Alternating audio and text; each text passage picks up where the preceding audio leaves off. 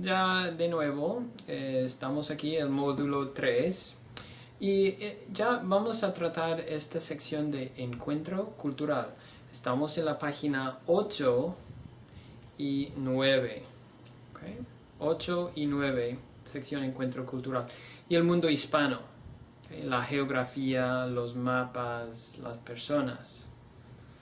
Let's begin by taking a look at the link that is there associated with this video. You should have visited that. And it's an image of the entire world.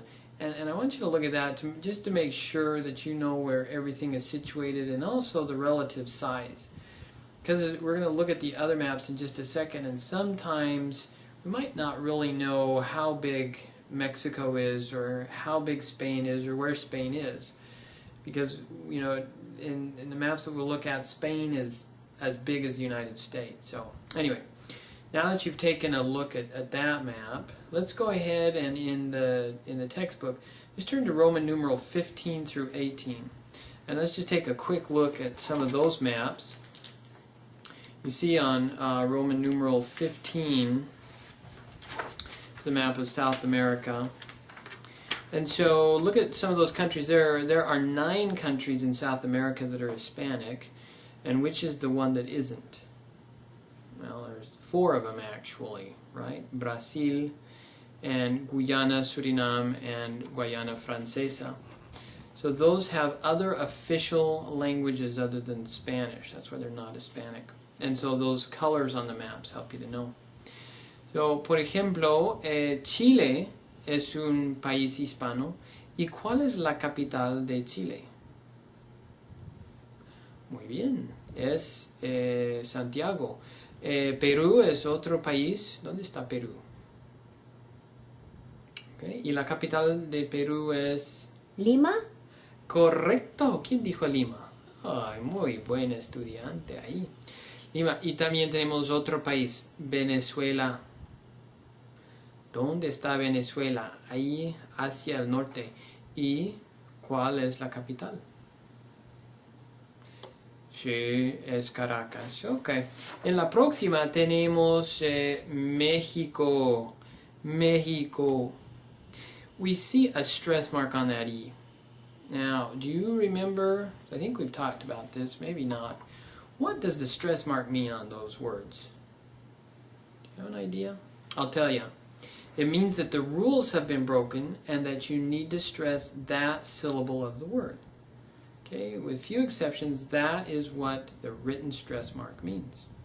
So instead of saying Mexico, we see México. Okay. The capital, ¿cuál es la capital de México? Sí, es el Distrito Federal. Este es el país en Norteamérica, solo un país hispano en Norteamérica. ¿Cuáles son los 3 países en el Caribe? Los 3 países. Puerto Rico, ¿cuál es otro? Cuba, no es Cuba, Cuba. ¿Y cuál es la capital de Cuba? Muy bien, La Habana.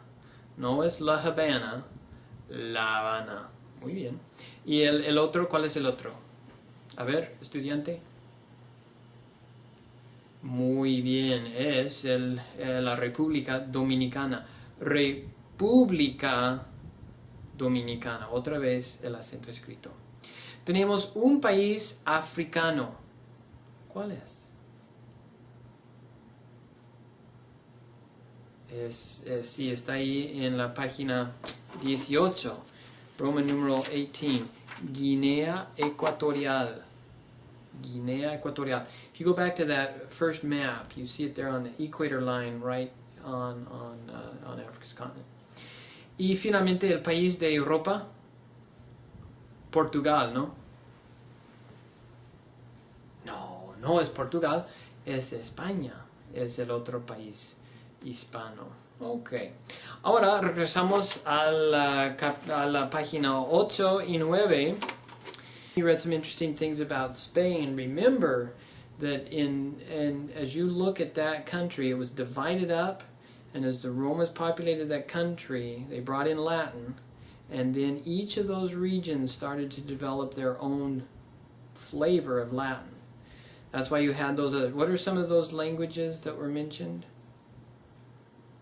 Galicia. ¿Qué más? Sí, en Galicia es el galiciano, el gallego, mejor dicho. También tenemos el euskera. Y también obviamente portugués en Portugal. Okay. Now, in 7-Eleven, they are invaded. Spain is invaded, and so you have a tremendous impact from the Moorish impact from Africa going into Spain. It's 700 years later, almost 800 years later, when that influence is, well, talk about the cleansing, as it were, and all of the Moors are finally ridden out of the country but anyway, the influence stays there. We talked a little about Mexico. Now you see the population there. Now that is kind of Mexico City proper, but outside, in other words, greater metropolitan Mexico City is around 22 million people. That's a lot of people. New York is like New York City proper is like 7 million. Greater metropolitan is like 14 million. I can't remember. Chicago's like 3 million, and and then I don't know, the greater metropolitan. So what's the biggest city? That would be the greater metropolitan area of Tokyo at about 30 million people. All right. Other questions? Panama Canal, why it's so important? I think that's clear from the description. That cuts off most of your trip instead of having to go clear around.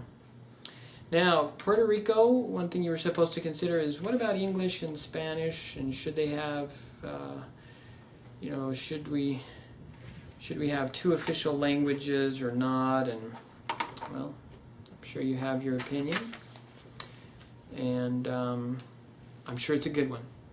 So, finally, in Latin America, South America, we have the 9 countries that we talked about briefly, the capitals. Interesting things, which way you might be in hurricane season right now, depending on when you're taking this course. If we're here in North America, in the Northern Hemisphere, which way do our storms go? Do they go clockwise? Or do they go counterclockwise? Counterclockwise. But if you're in the Southern Hemisphere, they go clockwise. Now, I don't know about the toilets and flushing. I never figured that out. I don't think that's true. But what's the other thing? And in the moon.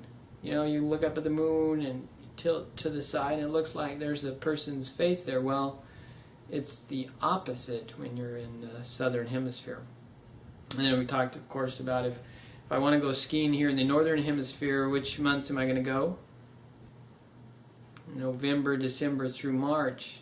Opposites in the Southern Hemisphere. That'd be the toasty time of the year and not a lot of skiing going on. So that is then giving you an overview of the Hispanic world. And we will, of course, be focusing on the various countries as we move throughout. But that should give you a good general overview.